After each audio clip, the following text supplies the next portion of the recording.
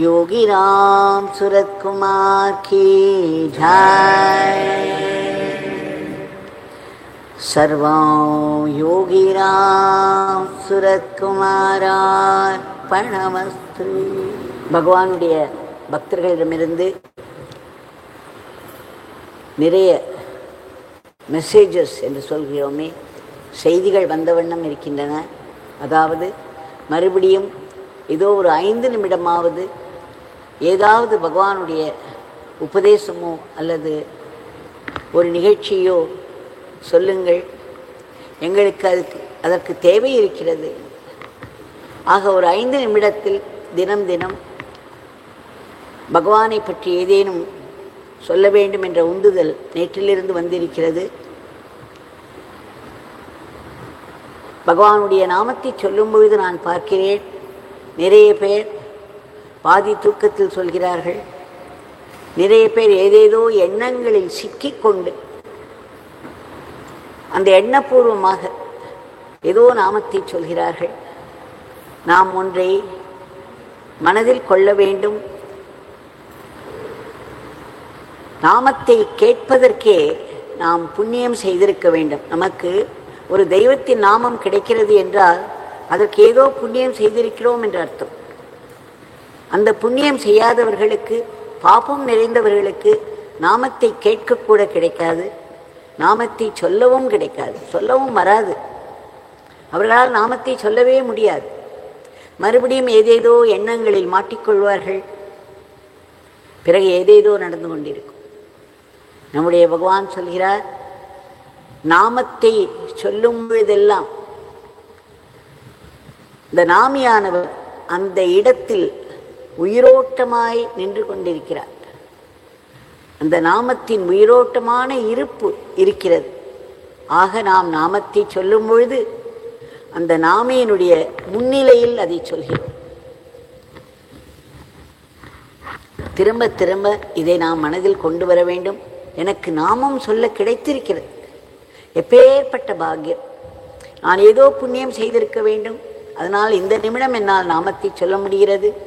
நம்முடைய பகவானுடைய வாக்கின்படி நான் நாமத்தை சொல்லும் பொழுது அந்த ஒரு பெரிய சக்தி பூர்வமான நாமையினுடைய உயிரோட்டமான இருப்பு முன்னிலையில் நான் இதை சொல்கிறேன். நமக்கு பகவானுடைய இருப்பு தெரியாவிட்டாலும் அந்த பெரும் தெய்வமான அந்த சக்திக்கு நம் மனதில் என்னென்ன போராட்டங்கள் இருக்கிறது, என்னென்ன பிரச்சனைகள் இருக்கிறது, என்னென்ன பிரார்த்தனைகள் இருக்கிறது என்பதெல்லாம் நன்கு தெரியும். நாம் நாமம் சொல்லும் பொழுதே நாமி ஓடி வந்து விடுகிறார், நம் அருகிலே இருக்கிறார், நம்முடைய உள்ளத்தை பார்க்கிறார், அதன் உள்ளே இருக்கக்கூடிய பிரச்சனைகளையும் போராட்டங்களையும் பார்க்கிறார். நமக்கு என்ன தேவையோ அதை கண்டிப்பாக செய்து கொடுப்பார். இதை நாம் மனதில் திரும்ப திரும்ப கொண்டு வந்து நாமம் சொல்ல பாக்கியம் கிடைத்ததே, பாக்கியம் கிடைத்ததே என்று ஆனந்தமாய் அதை சொல்ல வேண்டும். பகவான் எவ்வளவோ சொல்லியிருக்கிறார். நாம் ஒரு தெய்வம் சாப்பிட்ட மிச்சத்தை உச்சிஷ்டம் என்று சொல்வோம். அதாவது தெய்வத்தின் எச்சில், அதற்கு அப்பேற்பட்ட ஒரு மகிமை உண்டு. ஒரு பணிப்பெண்ணின் மகனாக இருந்த ஒரு சிறுவன் சாதுக்களுக்கு சேவை செய்ததினால், சாதுக்கள் வைத்த மிச்சத்தை சாப்பிட்டதினால் நாரத பெருமானாக ஆனார். ஆக அந்த ஸ்தூல வடிவமான அந்த எச்சிலுக்கே அவ்வளவு ஒரு பெருமை இருக்கிறது என்றால், பகவானுடைய வாயிலிருந்து வந்த உபதேசங்களும் அவருடைய எச்சில் தானே. ஆக உச்சிஷ்ட உபதேசம் என்ற தலைப்பில் தினம் தினம் அவருடைய தெய்வீக வாக்கை எடுத்துக்கொண்டு ஒரு 5 நிமிடத்திற்கு எல்லோருமாக சேர்ந்து ஆழ நினைத்து பகிர்ந்து கொள்வோம். ஆக இன்றைக்கு பகவானுடைய உச்சிஷ்ட உபதேசம், நாமத்தை ஆனந்தமாக சொல்லுங்கள். நாமம் சொல்லும் பொழுது நாமே உயிரோட்டமாய் நம்முடன் இருக்கிறார். அவருடைய முன்னிலையில் தான் நாம் நாமம் சொல்கிறோம். நாம் பிரார்த்தனை செய்யவில்லை என்றாலும் கூட நம் முன்னிலையில் இருக்கும் அந்த இருப்புக்கு நம்முடைய மனதில் உள்ள போராட்டங்களும் பிரச்சனைகளும் தெரியும். நமக்கு எது தேவையோ அதை கண்டிப்பாக அவர் செய்து தருவார். நாமா will do everything for you என்று சொல்லியிருக்கிறார். ஆக இதை நினைவில் திரும்ப திரும்ப கொண்டு வந்து அவருடைய உச்சிஷ்டத்தோடு நாம் இந்த 24 மணி நேர தினத்தை ஆரம்பித்திருக்கிறோம். இதைவிட ஒரு பெருமை, இதைவிட ஒரு மகிமை என்ன இருக்கிறது?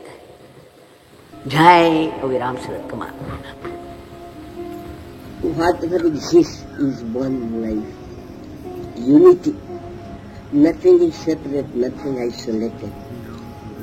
This beggar is related to the sun, to the moon, to the infinite cosmos.